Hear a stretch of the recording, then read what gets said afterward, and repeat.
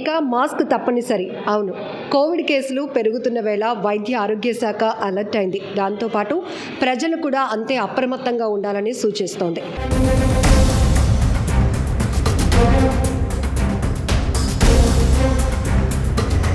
కడప, గుంటూరు, కాకినాడలో ఇప్పటికే పాజిటివ్ కేసులు నమోదు కాగా విశాఖలో కూడా కోవిడ్ పాజిటివ్ కేసు నమోదు కావడంతో జిల్లా వైద్య ఆరోగ్య శాఖ అధికార యంత్రాంగం కూడా సన్నద్ధమవుతోంది. ఖచ్చితంగా చెప్పొచ్చు, విమ్స్లో ఉన్నాము ఇప్పుడు మనం.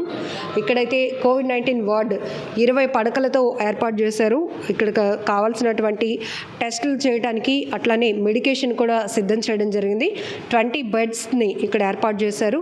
ఒకవేళ ఏమైనా కేసులు పెరిగితే కనుక ఇక్కడ 100% మెరుగైన వైద్యం అందించడానికి కావాల్సినటువంటి ఏర్పాట్లన్నీ సిద్ధం చేసి ఉంచడం జరిగింది. ఇప్పటికీ ఈ పాజిటివ్ కేసు ఏదైతే విశాఖలో నమోదైందో ఆ వ్యక్తి ప్రస్తుతానికి హోమ్ ఐసోలేషన్లోనే ట్రీట్మెంట్లో ఉన్నారు. ఎందుకంటే ఎప్పటికప్పుడు అధికారులు కూడా మానిటరింగ్ చేస్తున్నారు అండ్ అతని కండిషన్ గురించి. ఇప్పటికీ ఫ్యామిలీ మెంబర్స్కి కూడా కోవిడ్ టెస్టులు చేయడం జరిగింది.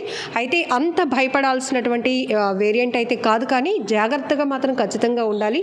సో జపాన్ లాంటి కంట్రీస్లో ఎలా అయితే వాళ్ళు అనునిత్యం అప్రమత్తంగా ఉంటారో అదే రేంజ్లో ఏపీలో కూడా, అంటే దేశంలో కూడా చాలా రకాల కేసులు నమోదవుతున్న వేళ కొంతమంది హోమ్ ఐసోలేషన్లో ఉన్నారు, కొంతమంది హాస్పిటల్స్లో ట్రీట్మెంట్ పొందుతున్న సందర్భంలోనే ఇక్కడ విశాఖలో కూడా అధికార యంత్రాంగం అలర్ట్ అయిందని చెప్పాలి. సో ఇప్పుడు ఈ వ్యక్తి హైదరాబాద్ నుంచి ట్రావెల్ అయ్యి వచ్చిన తర్వాత సివియర్గా ఫీవర్ వచ్చింది. ఎంతకనైనా ఆయన జ్వరం తగ్గకపోవడంతో అనుమానం వచ్చింది. దాంతోపాటు జలుబు, దగ్గు ఇవి కూడా యాడ్ అవ్వడంతో ఆయన ఒక ప్రైవేట్ ల్యాబ్కి వెళ్ళి టెస్ట్ చేయించుకున్నారు. అక్కడ పాజిటివ్ వచ్చింది.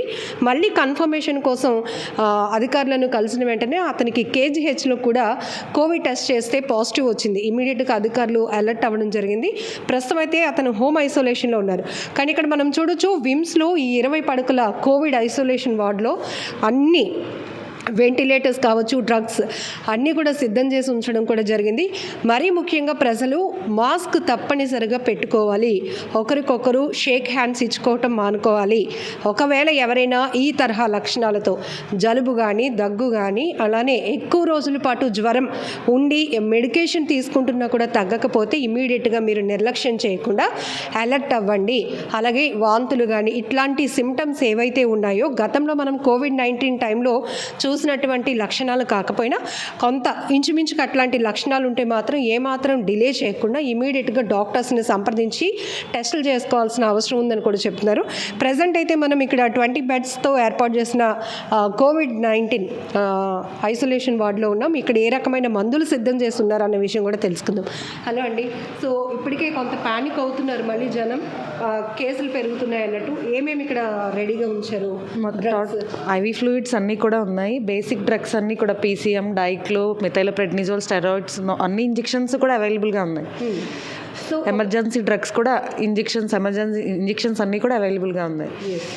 సో ఇది ఎప్పుడు నిన్నటి నుంచి కూడా రెడీ చేసి ఉంచున్నారా? లాస్ట్ 4 వీక్స్ నుంచి ప్రిపేర్డ్గానే ఉంచాము. 4 వీక్స్ అయింది ప్రిపేర్ చేసి. సో ఇక్కడ ఏ రకమైన టెస్టులు ఇక్కడ చేస్తున్నారు? ముందు ఫస్ట్ బేసిక్ ఫీవర్ కంప్లైంట్తో వచ్చి కోవిడ్ సిమ్టమ్స్లా సస్పెక్ట్ చేస్తే ఆర్టీపీసీఆర్ చేసి కన్ఫర్మ్ చేస్తాం.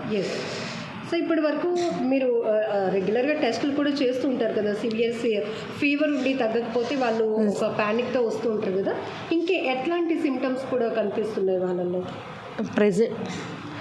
ఫుల్ కంప్లీట్ అంటే ఫీవర్తో పాటు full complete body pains, throat infections, అంటే రిమైనింగ్ అప్పర్ రెస్పిరేటరీ ఇన్ఫెక్షన్స్ ఏమున్నా సరే ఆర్టీపీసీఆర్ చేస్తున్నాం. ఓకే.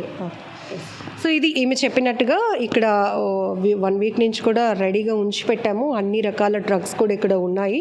వెంటిలేటర్స్ కానీ, బెడ్స్ కానీ అన్నీ సిద్ధం చేసి ఉంచామని చెప్తున్నారు. ముఖ్యంగా హై ఫీవర్తో పాటు అసలు తగ్గదు, మెడిసిన్ వాడినా కూడా ఫీవర్ కంట్రోల్లోనికి రాకపోవడం, సాచురేషన్ డ్రాప్ అవుతున్నప్పుడు ఎట్లా చూడొచ్చు ఆ వేరియేషన్? ఇంతకుముందు మనం అందరం కూడా పల్స్ చెక్ చేసుకోవడం ఇట్లా జరిగింది. అంటే ఫీవర్ పేషెంట్స్కి సాచురేషన్ కూడా డ్రాప్ అవుతుంది, కంప్లీట్గా కంటిన్యూస్గా అప్పర్ రెస్పిరేటరీ ఇన్ఫెక్షన్స్ వస్తున్నాయంటే కంపల్సరీగా సస్పెక్ట్ చేసి టెస్ట్ చేస్తాం.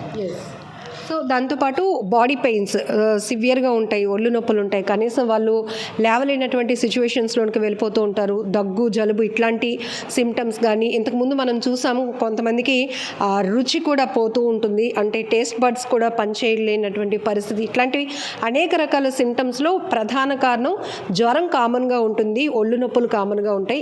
ఈ తరహా లక్షణాలతో ఎవరున్నా కూడా ఏమాత్రం నెగ్లెక్ట్ చేయకుండా ఇమీడియట్గా ప్రాపర్గా డాక్టర్స్ని మీరు కన్సల్ట్ చేసి ఆర్టీపీసీఆర్ టెస్ట్ చేయించుకున్న తర్వాత అందులో కానీ పాజిటివ్ అని వచ్చిందంటే ఇమీడియట్గా మీరు అలర్ట్ అవ్వడంతో పాటు మీ ఫ్యామిలీ మెంబర్స్ని కూడా అలర్ట్ చేయాలి, ప్రాపర్గా ఐసోలేట్ అవ్వాలి. ఈ పరిస్థితులు ఉన్నాయి. దాంతోపాటు రెగ్యులర్గానే ఇప్పుడు మనకి వర్షాకాలంలోనికి వెళ్తున్నాం. ఈ సీజన్ స్టార్ట్ అయిందంటే జనరల్గానే చిన్నగా హెల్త్ ఇష్యూస్ అనేవి రావడం అనేది మనం కామన్గా చూస్తూ ఉంటాం. ఎక్కువగా వైరస్లు విజృంభిస్తూ ఉంటాయి ఈ సీజన్లో ఎక్కువగా.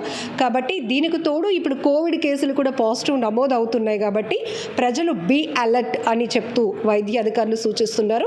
సో మరీ ముఖ్యంగా తీసుకోవాల్సిన జాగ్రత్తలు, మాస్క్ తప్పనిసరిగా యూజ్ చేయాలి అంటున్నారు. షేక్ హ్యాండ్స్ ఇచ్చుకోవడం మానుకోండి.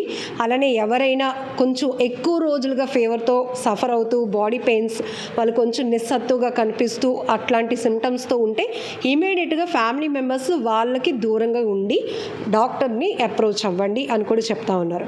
సో అట్లానే కేజీహెచ్లో కూడా మనకి స్పెషల్ వార్డ్ని ఏర్పాటు చేయడం జరిగింది. అట్లాంటి సిమ్టమ్స్తో ఎవరు వచ్చినా కూడా స్పెషల్గా అక్కడ వైద్య పరీక్షలు నిర్వహించిన తర్వాత కోవిడ్ పాజిటివ్ అని తేలితే ఆ పరిస్థితిని బట్టి, వాళ్ళ సిచ్యువేషన్స్ని బట్టి హోమ్ ఐసోలేషనా లేకపోతే కేజీహెచ్ లేదా విమ్స్లో ఏర్పాటు చేసిన స్పెషల్ వార్డ్స్లో ఉంచి వాళ్ళకి ట్రీట్మెంట్ చేయాలా అనేది కూడా వైద్యాధికారులు నిర్ధారించడం జరుగుతోంది.